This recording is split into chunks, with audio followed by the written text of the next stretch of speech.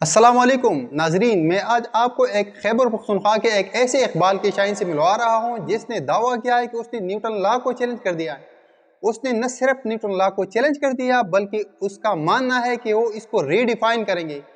तो चलो हम खैबर पख्तूनख्वा के इस शाहीन से मिलते हैं और उनसे पूछते हैं कि उसने ये दावा किस तरह किया है, और दूसरा ये कि उनके पास इस दावे को साबित करने के लिए क्या प्रूफ्स है।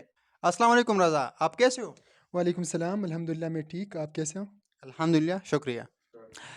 रज़ा, आपने एक ऐसी साइंटिस्ट को चैलेंज कर दिया है जिसको 400 सालों तक किसी ने चैलेंज नहीं किया। इतना बड़ा साइंटिस्ट और आप इसको चैलेंज कर रहे हो, तो आपने इसको कैसे चैलेंज कर दिया?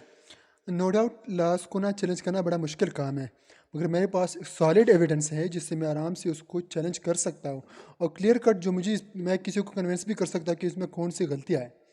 तो दैट्स वाई मैं पूरी प्रूफ और एविडेंस के साथ ही चैलेंज करता हूँ न्यूटन लॉ को, जो कि नो डाउट हिस्ट्री में एक बहुत बड़ा क्लेम है, मगर I can defend this one.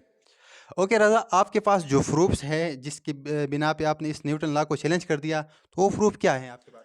जी, मेरे पास 3 सॉलिड प्रूफ्स हैं, जिसको मैं आराम से बता सकता हूँ और चैलेंज कर सकता हूँ। सबसे पहले तो according to gravitational law of Newton, जो कि वो कह रहा है कि every other body attracts other bodies towards its centre. वो कह रहे हैं कि कोई बॉडी, चाहे जो भी उसकी एक प्रॉपर्टी है, ख़ुसूसियत है इंट्रिंसिक, कि दूसरी बॉडी को अट्रैक्ट करता है टुवर्ड्स इट्स सेंटर। मगर मैं सोचता हूँ कि ऐसा बिल्कुल भी नहीं है, क्योंकि जो बॉडी दूसरे को अट्रैक्ट नहीं करता, एक नॉर्मल बॉडी है, वो 2 टाइप के मूवमेंट्स करते हैं। एक है उसकी रोटेटरी मूवमेंट, दूसरा है उसकी ग्रेविटेशनल मूवमेंट, जो कि स्पिनिंग मूवमेंट है। जो कि एक बॉडी अपने एक्सिस के अराउंड जब स्पिन कर रही होती है, तो ये क्रिएट करती है एक प्रेशर डिफरेंस। उसी प्रेशर डिफरेंस की वजह से जो कि आउट ऑफ रीच बॉडीज हो, वो बॉडी ये बॉडी अपनी सन की तरफ खींचती है। And this is the driving force कि एक बॉडी दूसरी बॉडी को खींचती है। अगर आप उसकी एक स्पिनिंग मोमेंट और एक्सियल मोमेंट को रोक दोगे, तो ये बॉडी को नहीं खींचेगी। अच्छा, रज़ा, ज़बरदस्त पॉइंट आप कह रहे हो कि किसी भी बॉडी के किसी भी बॉडी का की ये खसूसियत कि वो दूसरी बॉडी को अपने सेंटर की तरफ खींचती है। अगर इस बॉडी को हम रेस्ट में कर दें तो इसके अंदर ये खसूसियत नहीं होगी। मतलब ये इस बॉडी की कैरेक्टरिस्टिक नहीं है, बल्कि इसकी ये खसूसियत इसके अपने एक्सेस के गिर्द स्पेनिंग की वजह से पैदा होती है। और हमें पता है कि यूनिवर्स में जितनी भी बड़ी बॉडीज़ है, जस्ट लाइक सन हो गया या हमारे पास मून हो गया या इसकी तरह गैलेक्सीज हो गई, ये सारे के सारे मोमेंट में भी मुख्तलिफ किस्म के मोमेंट में होती है। और डायनामिक स्टेबिलिटी को गेन करने के लिए ये अपने गिर्द एक स्पेसिफिक एक्सिस के गिर्द स्पिनिंग भी करते हैं। और हाँ, this this spinning motion is responsible for gravitational force in this exactly. Body. आप इवन इलेक्ट्रॉनिक लेवल पे भी देखें ना, अगर आप एक एटम को ले लें, तो उसमें भी electrons revolves around the nucleus. ये इलेक्ट्रॉन्स उन्होंने कैसे अपने आप तरफ ऑर्बिट में रखे हुए हैं, just because of the pressure difference.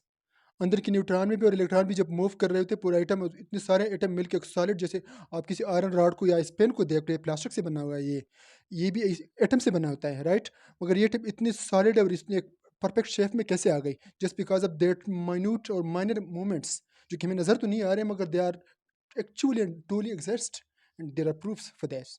या एग्जैक्टली, रज़ा ने इस पॉइंट को बहुत बेहतरीन तरीके से एलेबोरेट किया। उसने इस एग्जांपल के साथ कि अगर हम देखें तो एटम में इलेक्ट्रॉन न्यूक्लियस के अराउंड रिवॉल्व करते हैं, और ये revolve just due to the difference between electric potential difference. ये जो रिवॉल्यूशन होती है ये इलेक्ट्रिक पोटेंशियल डिफरेंस की वजह से होती है। तो ज़बरदस्त पॉइंट आपके पास माशाल्लाह, ये सॉलिड प्रूफ है। रज़ा, आप कह रहे हो कि यूनिवर्स में सारे के सारे बॉडीज़ अपने स्पेसिफिक एक्सिस के गिर्द रिवॉल्व करती हैं या स्पिनिंग करती हैं। जी आपको कैसे पता चला कि सारे के सारे बॉडी ये मोशन परफॉर्म करती हैं? आपके पास क्या सबूत है? जी जी, असल में ना अकॉर्डिंग टू बिग बैंग, कि बिग बैंग की थ्योरी के मुताबिक यूनिवर्स एक सॉलिड मास था एट द बिगिनिंग। जब बिग बैंग थियरी के मुताबिक जब वो हैपन हुआ, तो universe scattered around, all around. जब ऑल अराउंड, जबकि एक बहुत बड़ा ब्लास्ट हो गया और सारी जो पार्टिकल्स है ऑल अराउंड चले गई, तो क्योंकि इतना ज़्यादा फोर्स जनरेट हुआ, इतना ज़्यादा कि particles fall for for apart. और जब वो जो इतनी ज़्यादा दूर चले गए, तो फोर्स की वजह से इनकी जो सेंटर ऑफ ग्रेविटी जहाँ पे ज़्यादा थी, उन्होंने बॉडी को उसी जगह पे रोटेट करना शुरू कर दिया ऑल अराउंड। जो बॉडी ने जब उसे रोटेट करना शुरू करती, तो बॉडी शेप में आ गई, प्रॉपर शेप में। जिस बॉडी ने, क्योंकि हमें जिस बॉडी ने स्पिनिंग शुरू की, उस बॉडी ने स्टेबिलिटी गेन की। जिसने स्टेबिलिटी गेन की, तो एक ख़ास मदार में ख़ास ऑर्बिट में वो घूमना शुरू हो गई। जिस बॉडी ने तब स्टेबिलिटी नहीं गेन की थी, तो एक दूसरे से टकराने लगी और मजीद छोटे छोटे टुकड़ों में तकसीम होने लगी। एंड दिस इज़ बिकॉज कि आज हम यूनिवर्स में देख रहे हैं कुछ बड़े सितारे, कुछ छोटे और कुछ बहुत छोटे हैं। जो बड़े हैं उन्होंने at the beginning stability gain की थी, तो शेप में आ गई। जो कि अनस्टेबल थे, वो बार बार टकरा टकरा के छोटे छोटे में तकसीम होने लगे थे। और बाद में जब उन्होंने खुद से सर्टेन ऑफ ग्रेविटी के थ्रू स्पिनिंग शुरू की, तो उन्होंने भी स्टेबिलिटी गेन किया और आज हम यूनिवर्स देख रहा है एक प्रॉपर शेप में जो कि चल रहा है।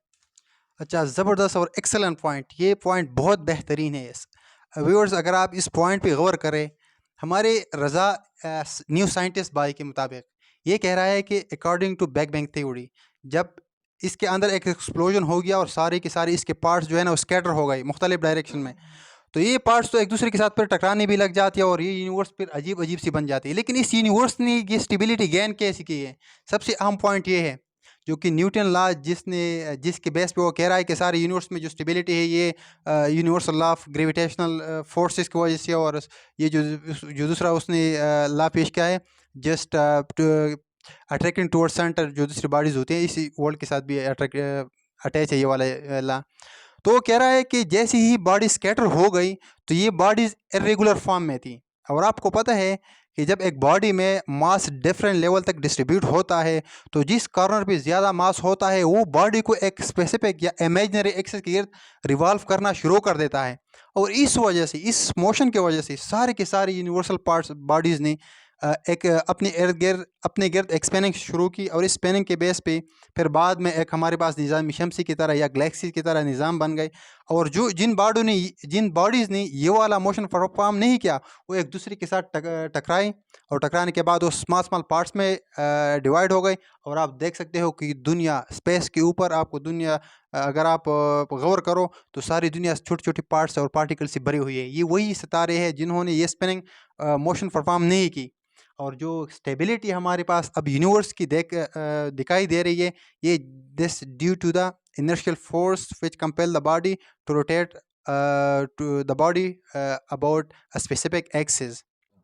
डियर व्यूअर्स, आपने हमारे न्यू साइंटिस्ट भाई की बातें सुनी और उनकी बातें सुनने के बाद बीइंग एन इंजीनियर मुझे यकीन हो गया कि इस भाई में ये एबिलिटी है कि वो इस न्यूटन लॉ को चैलेंज कर सकी। और सिर्फ चैलेंज करना भी नहीं है, बल्कि इसको ये रीडिफाइन करेंगे, मतलब एक न्यू लॉ के फॉर्म में लाएंगे।